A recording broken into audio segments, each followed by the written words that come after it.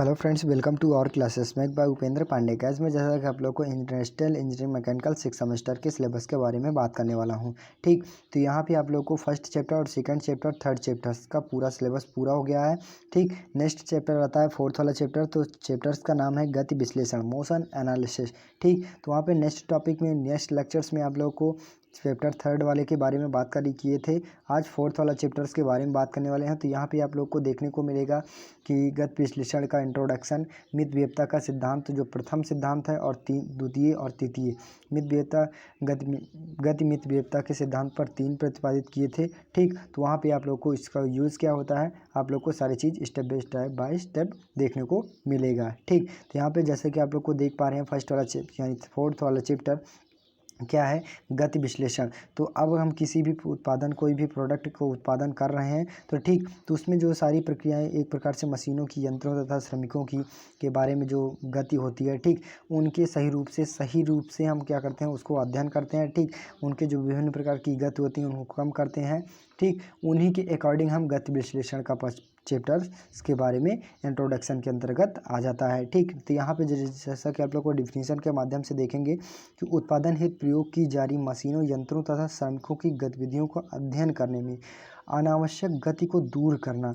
जो उत्पादन प्रोडक्ट बन रहा है, क्या होता है, उसमें जो मशीनों की, यंत्रों तथा श्रमिकों की गति होती है, जो अनावश्यक गति होती है, उनको दूर करने तथा कर्मचारी को विविध, प्रभावी, सरल तथा क्रमबद्ध करना गति अध्ययन कहलाता है। यानी जो सही रूप से जो अनावश्यक गतियाँ होती हैं उनको दूर करके जो कार्यकारी विधि होती हैं, ठीक, उनको सही रूप से एकत्रित करके उनके जो एक रूप से क्रमबद्ध, सही रूप से एक प्रकार से श्रेणी वाइज कर देना ही गति अध्ययन कहलाता है। ठीक, इनमें समय की बचत होती है, कार्य सरल हो जाता है तथा श्रमिकों की दक्षता वृद्धि हो जाती है। अब किसी भी प्रोडक्ट को बनाया जा रहा है तो उसमें जो विभिन्न प्रकार की गतियां हो रही हैं, ठीक, उनको हम सही रूप से एक प्रकार से स्थगित कर दें। ठीक, जो अनावश्यक गतियाँ उनको दूर कर दें तो क्या होगा, उसमें क्या होता है, उसमें समय की बचत हो जाएगी और कार्य भी, जो प्रोडक्ट बन रहा है वो सही ढंग से बनेगा ना।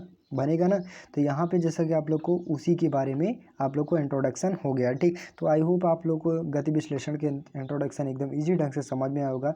ठीक, नेक्स्ट टॉपिक आता है, जैसा कि आप लोग को फिगर के माध्यम से देख पाएंगे, तो ये मानव गति विश्लेषण है। ठीक, ये मानव द्वारा गति विश्लेषण है। फिर उसके बाद मानव गतिविधि अभिज्ञान, एक प्रकार से हम बताएंगे कि जैसा कि आप लोग को कोई भी प्रोडक्ट बनाया गया है तो उसमें अभिज्ञान यानी नॉलेज के बारे में। ठीक, अनुवर्तन, ठीक, एक प्रकार से उसे टॉकिंग के बेस पे किया जाता है। ठीक, शरीरों के गति का विश्लेषण, जो शरीर, बॉडी, यानी एक प्रकार से श्रमिकों द्वारा कार्य किया गया होता है, वो गति विश्लेषण के अंतर्गत आ जाता है। ठीक, तो आई होप आप लोग को फिगर के थ्रू समझ में आएगा। तो फिगर अगर आप लोग सही ढंग से बना लोगे, ठीक, तो 100% है कि आप लोग सही रूप से लिख लोगे। ठीक, नेक्स्ट टॉपिक आता है गति मितव्ययिता के सिद्धांत। तो गति मितव्ययिता का सिद्धांत किस रूप से प्रतिपादित किया, तो यहाँ पे गति मितव्ययिता का सिद्धांत किस रूप से प्रतिपादित किया गया कि जो गति विश्लेषण होता है, ठीक, तो विभिन्न प्रकार के प्रोडक्ट बनाए जा रहे हैं, उसमें गति हो रही है, तो उनको सूची एक प्रकार से बता दें कि उनकी विभिन्न प्रकार की गतियां हो गई, उनको सूची बनाकर, ठीक, गति मितव्ययिता का सिद्धांत को प्रतिपादित किया गया, यानी मितव्ययिता गति सिद्धांत का नाम दिया गया। ठीक, तो इन्होंने सबसे पहले किसने खोज किया था, तो गिलवर्थ ने किया था, जो और प्रोफेसर बॉन्स ने, गिलवर्थ और प्रोफेसर बॉन्स ने, इन्होंने यह क्या किया गया कि ये जो महत्वपूर्ण टॉपिक है गति मितव्ययिता का सिद्धांत प्रतिपादित किया गया।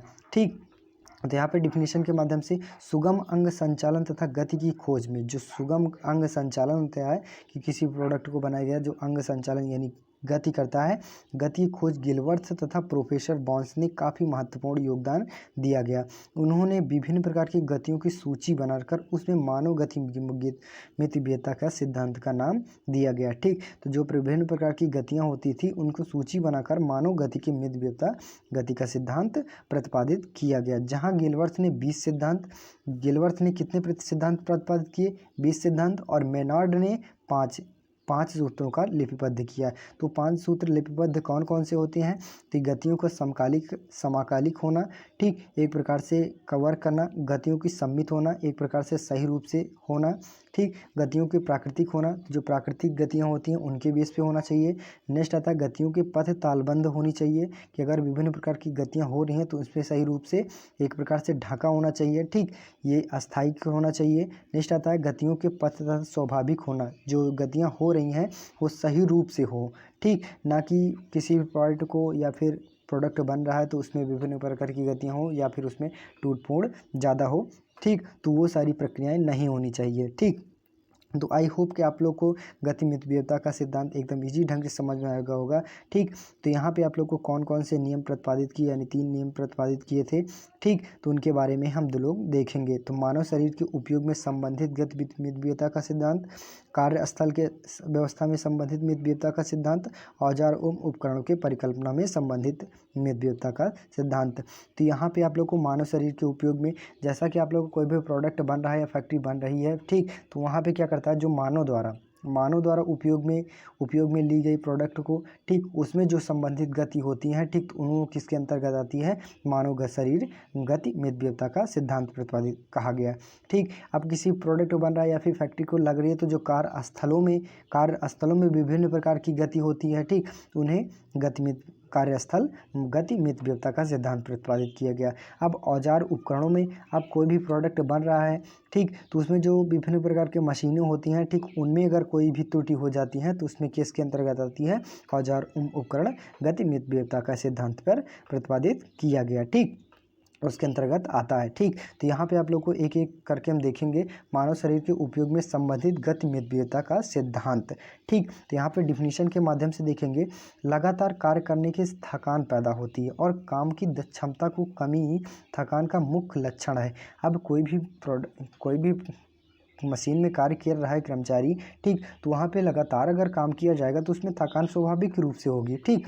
तो उन्हीं को क्या करना है, उन्हीं को कम करने के लिए यानी दूर करने के लिए वास्तविक कार्य मांसपेशियों की खिंचाव तथा तनाव से होता है, जिनको जटिल इंद्रिय मस्तिष्क निर्देशन प्राप्त होता है। शरीर को स्नायु व्यवस्था द्वारा संचालन मिलता है। थकान में कमी लाने के लिए मितव्ययिता का निम्न प्रतिपादन किया गया, ठीक। तो यहाँ पे क्या इसके अंतर्गत आ जाता है कि जो विभिन्न प्रकार के ऑपरेशन कर रहे हैं, कौन कर रहे हैं, कर्मचारी कर रहे हैं, ठीक, अगर लगातार वो काम किया जा रहा है तो विभिन्न प्रकार की संक्रियाएं हो सकती हैं। तो कौन कौन सी संक्रियाएं हो सकती हैं, इंद्रिय मस्तिष्क हो गया, ठीक, खिंचाव हो गया, तनाव हो गया, सिर दर्द हो गया, तो इन्हीं के माध्यम से ये सब सारी संक्रियाएं होती हैं। तो इनको दूर करने के लिए विभिन्न प्रकार की मितव्ययिता सिद्धांत प्रतिपादित किए। तो वो कौन कौन से सिद्धांत हैं, तो उत्पादन कार्यों में दोनों हाथों का प्रयोग करना, कि अगर किसी भी प्रोडक्ट बन रहा है तो क्या हो रहा है, एक हाथ का प्रयोग ना करके दोनों हाथों का उपयोग किया जाए। नेक्स्ट आता है विश्राम अवधि के अलावा दोनों हाथ कभी भी खाली नहीं होना चाहिए। अगर कोई भी प्रोडक्ट बनाया जा रहा है, यानी किसी भी मशीन में कोई कर्मचारी कार्य किया जा रहा है तो वो विश्राम कर रहा है, ठीक, विश्राम कर रहा है, तो वहाँ से थोड़ी दूरी पर यानी थोड़ी देर पर उसके दोनों हाथों को खाली नहीं होना चाहिए, यानी दोनों हाथों को खाली नहीं होना चाहिए, दोनों, ठीक। नेक्स्ट आता है जैसा कि आप लोग को गतियाँ न्यूनतम होनी चाहिए। जो विभिन्न प्रकार की संक्रियाएँ हो रही हैं उनमें जो गति हो रही हैं वो सही रूप से हो रही हैं, यानी थोड़ी हो। अनावश्यक हिलन चलन से व्यर्थ शक्ति का ह्रास होता है और थकान भी आती है।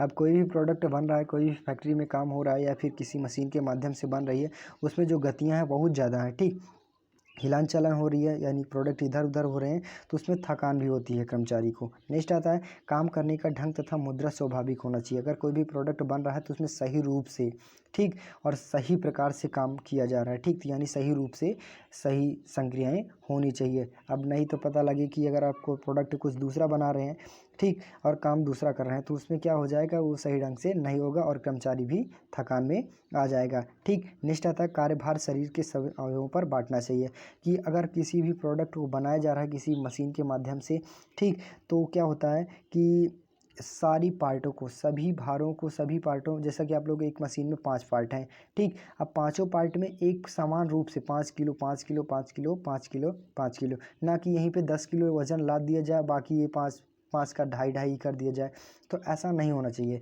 क्या होना चाहिए, जो सभी प्रकार से लोड लग रहे हैं वो सभी मशीनों में यानी सभी पार्टों में बिल्कुल समान हो चाहिए, ठीक। नेक्स्ट आता है कार्यस्थल की व्यवस्था संबंधित गतिविधता का सिद्धांत। तो यहाँ पे कार्यस्थल के संबंधित आ जाता है, कोई भी प्रोडक्ट या फैक्ट्री बन रही है, ठीक, तो कार्यस्थलों के बीच में विभिन्न प्रकार की संबंधित गतिविधता का सिद्धांत प्रतिपादित किया। तो वहाँ पे कौन कौन से होते सकते हैं? सभी प्रयुक्त होने वाले औजार तथा उपकरण सामग्री कार्यस्थल पर रखने के लिए एक निश्चित स्थान होना चाहिए। अब स्वाभाविक की बात है कि अगर कोई भी फैक्ट्री में प्रोडक्ट में बनाया जा रहा है तो वहाँ पे जो औजार किए जा रहे हैं, उपकरण लग रहे हैं, उनको सही रूप से रखने के लिए एक कार्यस्थल होना चाहिए, ठीक, निश्चित स्थान भी होना चाहिए ना। नेक्स्ट आता है संपूर्ण उत्पादन। संपूर्ण उत्पादन सामग्री का कार्यस्थल निकट तथा निष्ठ पहुंचाने की व्यवस्था होनी चाहिए।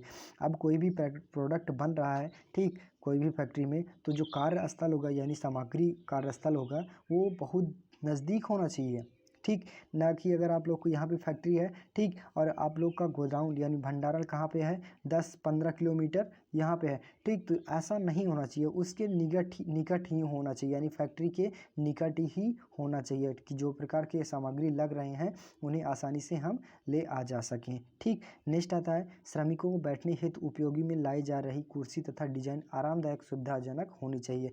अब श्रमिक लग रहे हैं कि अगर किसी भी कार्यस्थल पर बनाया जा रहा है यानी कोई भी प्रोडक्ट बनाया जा रहा है तो उसमें जो श्रमिक लग रहे हैं उनको सही रूप से एक प्रकार से जो विभिन्न प्रकार की डिज़ाइन हो, यानी कुर्सी की डिज़ाइन होगी, आरामदायक स्थान हो गया, सुविधाजनक होनी चाहिए, यानी बहुत रूप से सही होनी चाहिए, ठीक, किसी भी कार्यस्थल पर, ठीक। नेक्स्ट आता है औजारों एवं उपकरणों की परिकल्पना से संबंधित गतिविधता का सिद्धांत। यहाँ पे औजारों के संबंधित कौन कौन से सिद्धांत प्रतिपादित किए गए? श्रमिकों, हाथों तथा कार्यभार को न्यूनतम करने के लिए जिग तथा पिक्चरों का प्रयोग किया गया, ठीक। अब क्या किया गया कि अगर कोई भी प्रोडक्ट बनाया जा रहा है तो उसमें विभिन्न प्रकार की अगर बहुत ज़्यादा भार हो गया तो किसके माध्यम से किया जाएगा? वो जिग्स और पिक्चरों के माध्यम में, यानी पकड़ने के लिए जिग का प्रयोग क्या किया जाता है? कोई भी कार्यखंडों को पकड़ने के लिए किया जाता है, ठीक, और पिक्चर्स का प्रयोग पकड़ने के लिए किया जाता है और दिशा भी निर्देशित करने के लिए जिग्स पिक्चर्स का प्रयोग करते हैं, ठीक।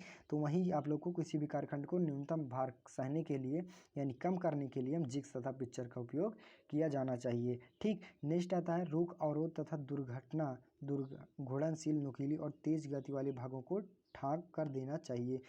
अब कोई भी टूल्स उपयोग किया जा रहा है किसी भी प्रोडक्ट को बनाने में, तो यहाँ पे जैसे कि आप लोग को रोक अवरोध, रोक का मतलब क्या होता है कि रुकने वाला, और अवरोध का मतलब कि ना रोकने वाला, ठीक, और घुलनशील, नुकीले और तेज गति करने वाले भाग को ढक देना चाहिए। जो घुलनशील हो गया, नुकीले हो गए और तेज धार वाले हो गए, ठीक, उन सभी पार्टों को यानी उन सभी टूलों को ढक के रखना चाहिए कि किसी भी प्रकार की श्रमिकों को दुर्घटना ना होनी चाहिए, ठीक।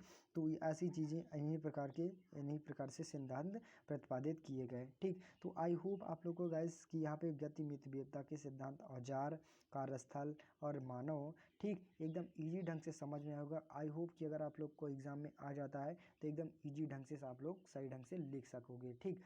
तो बस आज के लिए इतना ही। अगर वीडियो अच्छी लगी, चैनल पर नया हो, चैनल को सब्सक्राइब कीजिए, ज़्यादा से ज़्यादा शेयर करने की कोशिश कीजिए। और आप लोग से एक गुजारिश और है, एक निवेदन है कि आप लोग वीडियो देख लेते हैं बट लाइक नहीं करते हैं, ना शेयर करते हैं, ठीक। तो एक लाइक और शेयर तो ज़रूर कर दीजिए मेरे फ्रेंड्स, क्योंकि आप लोग के अगर लाइक और शेयर और सब्सक्राइब करोगे तो मेरा मन और लगेगा, ठीक। तो यहाँ पे हम और ढंग से यानी और ढंग से आप लोग को पढ़ाने की कोशिश करेंगे, ठीक। तो बस आज के लिए इतना ही, मिलते हैं नेक्स्ट वीडियो में, तब तक के लिए।